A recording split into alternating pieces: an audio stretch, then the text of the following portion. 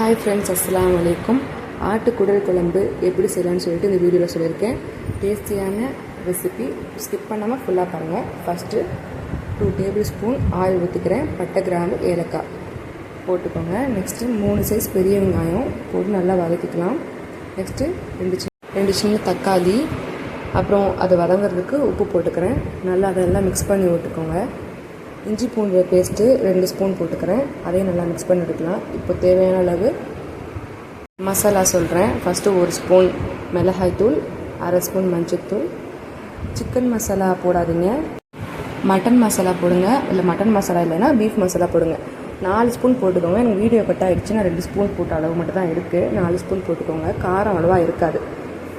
அப்புறம் கடலைப்பருப்பு 2 ஸ்பூன் போட்டு நான் அதையும் மிக்ஸ் பண்ணி விட்டுக்கிறேன். குடலை நல்லா வாஷ் பண்ணி கட் பண்ணி வச்சுருக்கேன். அதை நம்ம மிக்ஸ் பண்ணி விட்டுக்கலாம். போட்டு அந்த குடல் முங்குற அளவுக்கு வாட்டர் ஊற்றிக்கோங்க. தேவையான அளவு உப்பு போட்டுக்கோங்க. மல்லி புதினா போட்டுக்கோங்க.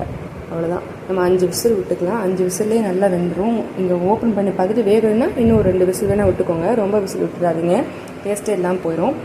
ஒரு மினிமம் 5 விசில் விடுங்க, அதுலேயே நமக்கு வெந்துடும். அவ்வளோதான். சூப்பரான குடல் குழம்பு ரெடி. உங்களுக்கு தேவைன்னா நீங்கள் உருளைக்கிழங்கு, கத்திரிக்காய் இந்த மாதிரி சேர்த்துக்கோங்க. அது எப்போனா ஃபஸ்ட்டு விசில் விடும்போது செய்யக்கூடாது. 4வது விசில் விடும்போது நம்ம ஓப்பன் பண்ணிவிட்டு நம்ம தேவையான உருளைக்கிழங்கு சேர்த்துக்கலாம். அவ்வளோதான் ரெசிபி.